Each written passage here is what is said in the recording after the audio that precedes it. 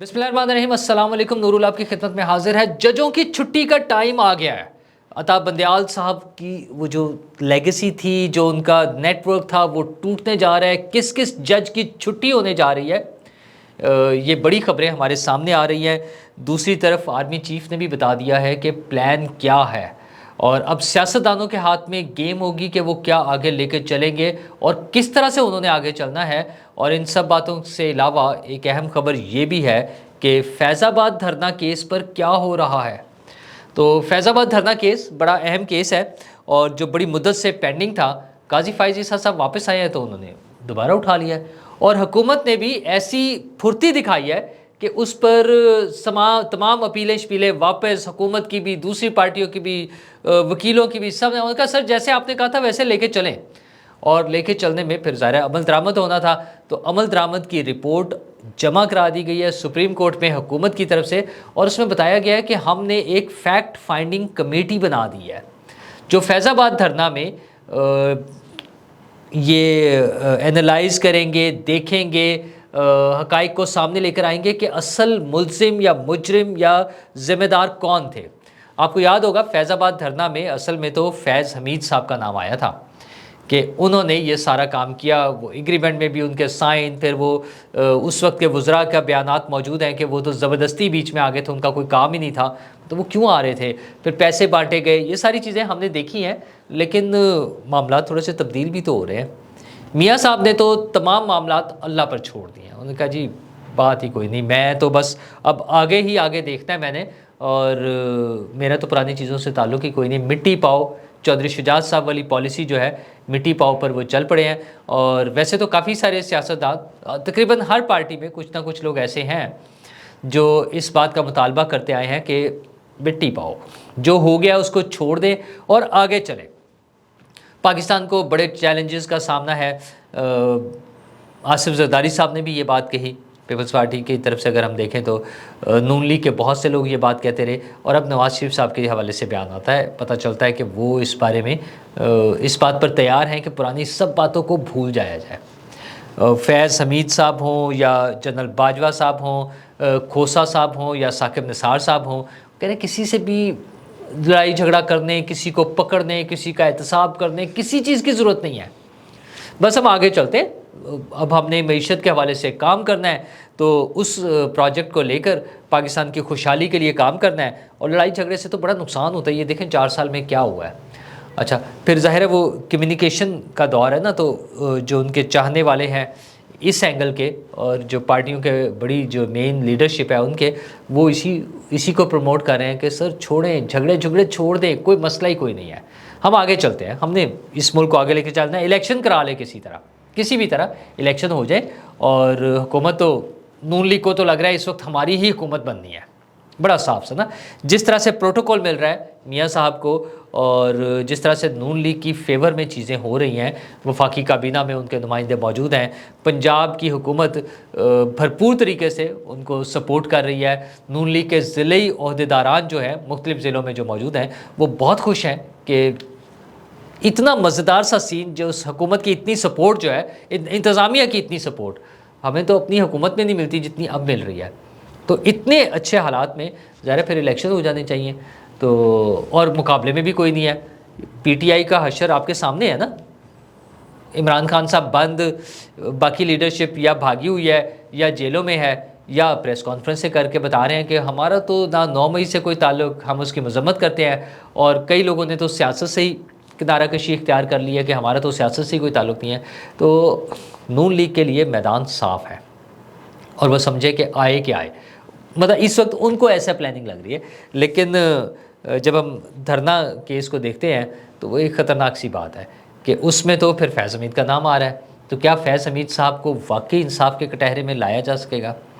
یہ مشکل مجھے اس لیے نظر آتا ہے کہ کل ہی جو رپورٹس آئی تھیں ٹی ایل پی کے حوالے سے، کہ ٹی ایل پی کو ڈکلیئر کیا گیا کہ ان کا کوئی مسئلہ نہیں ہے، وہ اس وقت ریاست مخالف ایکٹیویٹیز سمجھی جا رہی تھیں یا ڈکلیئر کی جا رہی تھی، تو اب یہ بتایا جا رہا ہے کہ T L P Tehreek Labbaik Pakistan جو ہے، وہ اس کا ریاست مخالف سرگرمیوں سے کوئی تعلق نہیں ہے، بہت ٹھیک لوگ ہیں، نیک لوگ ہیں، اچھے لوگ ہیں، وہ کوئی لڑائی جھگڑے والی بات نہیں ہے، اور جہاں تک وہ فورن فنڈنگ کے حوالے سے ان کا ایک چھوٹا سا مسئلہ ہے کہ 15 لاکھ روپے غیر قانونی طور پہ وہ ریکارڈ میں آ رہے ہیں، تو اس کے لیے بھی بتا دیا کہ 15 لاکھ تو پینٹس ہیں، کوئی چیز ہی نہیں ہے ان کے لیے، کوئی اماؤنٹ ہے بھلا. تو مطلب یہ ہے کہ وہی پالیسی مٹی پاؤ والی کہ چھوڑیں، جو پرانا ہو گیا اس کو ختم کریں، آگے چلیں. اچھا، اگر ٹی ایل پی بالکل کلیئر ہے اور اس پہ کوئی ریاست مخالف سرگرمیوں میں حصہ لینے کا یا انوالو ہونے کا کوئی شائبہ نہیں ہے، کوئی شک نہیں ہے، تو بس پھر مسئلہ ختم. اور نہ ان کی فارن فنڈنگ کا ایشو ہے، کوئی بھی چیز نہیں ہے. تو اگر ٹی ایل پی کلیئر ہے تو پھر اس کے ساتھ اگر کسی نے پیسے دیے، اگر کسی نے ان کے ساتھ پیار محبت کی، اگر انہوں نے کسی نے ان کو بلا لیا، اگر کسی نے انہیں سپورٹ کیا، تو پھر تو یہ ایشوز ہی نا، پھر جھگڑا کس بات کا پھر. تو اس سے مجھے تو یہ لگ رہا ہے کہ یہ جو فیکٹ فائنڈنگ کمیٹی کی جب رپورٹ آئے گی اور یہ پروسیڈنگ آگے چلے گی، عدالت تو دیکھیں نا مجبور ہے. عدالت نے تو میاں صاحب کی وہ ہو ضمانت ہو یا کوئی اور معاملہ، وہ کہتے ہیں بتائیں کرنا کیا ہے. ظاہر ہے جو پروسیکیوشن جنہوں نے کرنی ہے، جنہوں نے تحقیقات کرنی ہے، جنہوں نے کیس کو آگے لے کے چلنا ہے، ان کے سر پر ہے نا کہ وہ کس طرف لے کے جانا چاہ رہے ہیں. تو جب بتایا جائے گا عدالت کو کہ سر یہ تو مسئلہ ہی کوئی نہیں ہے، غلط فہمی تھی، صرف جو پرانا کیس تھا یا جو کچھ تھا، یہ نئی فیکٹ فائنڈنگ بھی ہو گئی ہے، یہ ساری چیزیں کلیئر ہے. تو فیض حمید صاحب بھی کلیئر، وہ پیسے دینے والے بھی کلیئر اور پیسے لینے والے بھی کلیئر. اور جب میاں بیوی راضی تو کیا کرے گا قاضی، ٹھیک ہے نا. قاضی صاحب ویسے کر تو بہت کچھ رہے ہیں، اور بہت کچھ کرنے میں یہ ہے کہ انہوں نے بڑے لیول پہ ہاتھ ڈال دیا ہے. اس میں سپریم کورٹ ہی کے ججوں کو وہ ذرا ہینڈل کرنے لگے ہیں. تو مظاہر علی نقوی صاحب کے خلاف جو ریفرنس آیا ہوا تھا ایسٹس بیونڈ مینز کا، اس کی انہوں نے سماعت شروع کر دیا ہے سپریم جوڈیشل کونسل میں. قاضی صاحب خود سپریم جوڈیشل کونسل میں ہیں، ان کے ساتھ جسٹس طارق مسعود صاحب ہیں، جسٹس اعجاز الاحسن صاحب ہیں، لاہور ہائی کورٹ کے چیف جسٹس امیر بھٹی صاحب ہیں، اور بلوچستان ہائی کورٹ کے چیف جسٹس بھی نعیم اختر صاحب جو ہیں وہ بھی اس میں ہیں. تو یہ سپریم جوڈیشل کونسل نے کارروائی شروع کر دی ہے. اچھا، اس کی ظاہر ہے فارمل انفارمیشن یا اس کی کوئی فارمل پریس ریلیز نہیں آئی ابھی تک.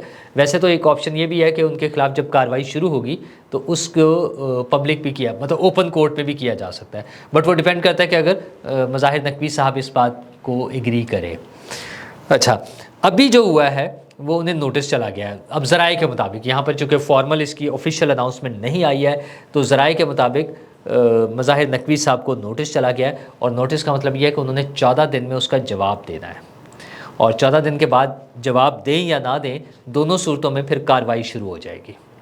تو اب اس میں مختلف آپشنز ہیں، یعنی 10 نومبر تک کا آپ سمجھ لیں، 10 یا 11 نومبر تک کا ان کے پاس ٹائم ہے.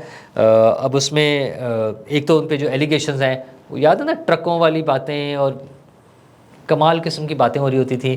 پھر ان کے پلاٹس کے مسئلے ہیں کچھ، کہ مبینہ طور پر اگین یہی ہے کہ گلبرگ میں 2 کنال کا پلاٹ تھا جو انہوں نے 4 کروڑ 40 لاکھ کا لیا، اس کو ڈکلیئر 7 کروڑ کا کر دیا، پھر 13 کروڑ کا بیچ دیا، پھر دوبارہ اس کو ڈکلیئر 5 کروڑ سے تھوڑا سا کم 4 کروڑ 96 لاکھ کچھ اس طرح سے کیا. تو یہ کہانیاں سامنے آئی ہوئی ہیں. ظاہر ہے جو اس میں آئیں گی ان کو بھی بھیجی جائیں گی کہ سر یہ بتائیں یہ صحیح ہے یا غلط ہے. اگر صحیح ہے تو یہ پھر کیا ساری سٹوری تھی، اور یا پھر انکار کر دیں غلط ہے. اگر وہ غلط کہیں گے تو پھر جہاں سے کہانیاں آئی ہیں وہاں سے کچھ ثبوت آ جائیں گے سامنے کا اگر ہیں تو. اسی طرح دوسرا ان کا سینٹ جان پارک لاہور میں جو پلاٹ تھا 4 کنال کا، جس کی ویلیو جو ہے 65 کروڑ روپے تقریباً وہ ہوتی ہے، لیکن وہ 10 کروڑ میں انہوں نے خریدا، 10-11 کروڑ کے درمیان جو ہے انہوں نے خرید لیا. تو ایک تو اتنے سارے پلاٹس خریدنا، یہ ایک تو پرائس ڈفرینس یہ کیوں ہے؟ ظاہر ہے کوئی ایسے ہی تو نہیں اتنی پیار محبت کرتا.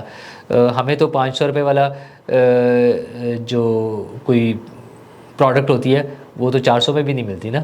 تو یہ جو فرق آ رہا ہے کوئی تو ریزن ہوگی، اتنی محبتیں کیوں ہو رہی ہوتی ہیں. اور دوسری اتنے سارے پیسے بھی کہاں سے آ رہے ہوتے ہیں.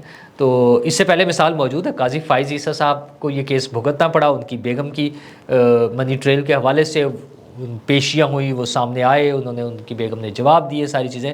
تو نقوی صاحب کے لیے بھی 2 آپشنز ہیں، یا تو وہ کھڑے ہو جائیں کہ جناب میں ان سب چیزوں کا جواب دوں گا، جسٹیفائی کروں گا میں، یا پھر استعفیٰ دے کے گھر چلے جائیں. تیسری صورت میں فارغ کر دیا جائے گا. تو یہ ساری آپشنز ہیں. تو کچھ دوستوں کا تو خیال ہے کہ وہ استعفیٰ دے دیں گے، اور کچھ کا خیال ہے کہ وہ سٹینڈ لیں گے اور اس کو جسٹیفائی کریں گے. میرا خیال ہے سٹینڈ لینا مشکل ہوگا، جسٹیفائی کرنا مشکل ہو جائے گا. یہ ساری چیزیں جو ہیں کہاں سے لائیں گے اتنے سارے پیسے اور یہ ساری چیزیں؟ اور اب تو وہ دور بھی نہیں بندیال صاحب والا کہ ہر چیز میں پیغام دوں گا، میں یوں کروں گا، اپنی طرف سے بلیک لا اور ڈکشنری نکال لینی ہے پرانا وہ سمیت کہہ رہا ہوں. بندیال صاحب اکیلے نہیں تھے، ان سے پہلے والے بھی جو گل کھلاتے رہے ہیں وہ ہمارے سامنے ہیں.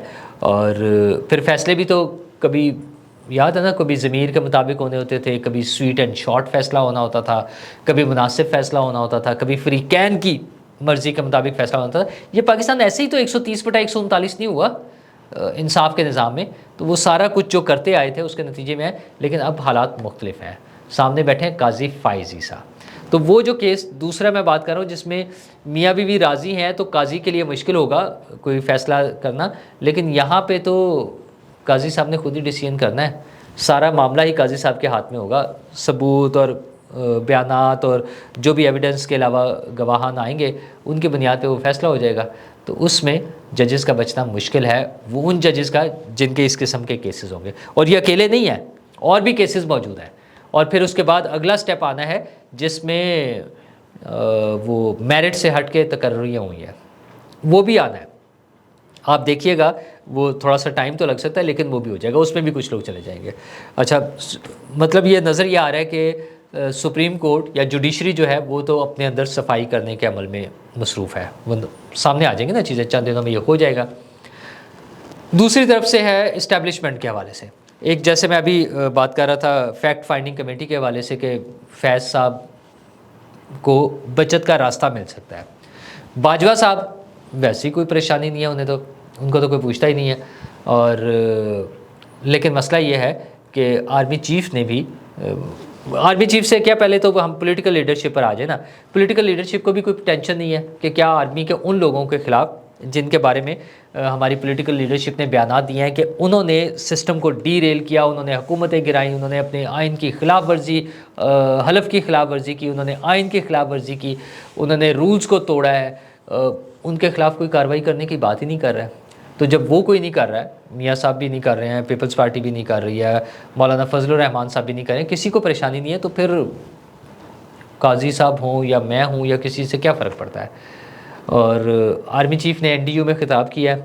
ان کے کہنے کا مطلب یہ تھا کہ ہم آگے چلیں، ملک کو ترقی کرنی چاہیے. اس میں وہ SIFC کا ریفرنس دے رہے ہیں. اس وقت جتنی بھی جو اکنامک گروتھ کے حوالے سے کام ہو رہا ہے وہ سارا SIFC کے انڈر ہو رہا ہے. اچھا، کریٹیسزم اپنی جگہ، لیکن حقیقت یہ ہے کہ یہ کام ممکن بھی نہیں تھا. مثلا یہ جو 20 ارب روپے کی ریکوری ہوئی ہے نا بجلی چوروں سے، یہ کہاں پولیٹیکل حکومتیں کرتی ہیں؟ کتنی مدت سے ہم سن رہے ہیں. وہ کبھی فوجی بلا لیے تھے میٹر چیک کرنے کے لیے اور پتہ نہیں کیا کیا کچھ کر کے دیکھ لیا.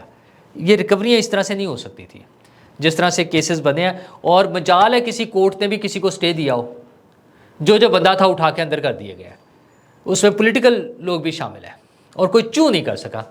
جبکہ سیاسی حکومتوں میں انفارچونیٹلی ان کے ایشوز ایسے ہوتے ہیں، سیاسی حکومتوں کے ان کی مجبوریاں ایسی ہوتی ہیں کہ بہت سے طاقتور لوگوں کے خلاف کوئی ایکشن نہیں لیا جاتا.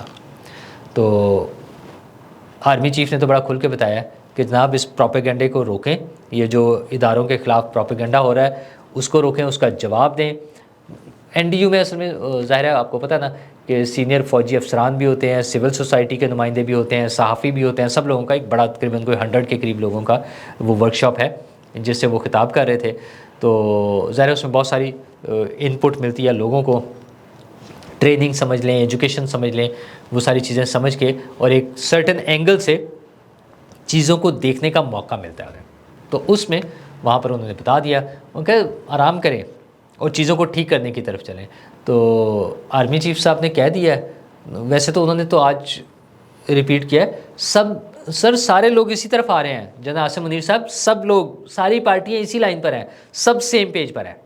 تو ہمیں تو امید صرف اتنی سی ہے کہ جیسے بھی کریں، مطلب پولیٹیکل لیڈرشپ سے مجھے بہت سارے گلے ہیں کیونکہ وہ مجھے لگتا ہے کہ میری توقعات زیادہ ہیں، شاید وہ اتنا کام، شاید میں وہ ہوں آئیڈیلزم کا شکار سمجھ لیں مجھے، لیکن میری ان سے توقعات زیادہ ہیں.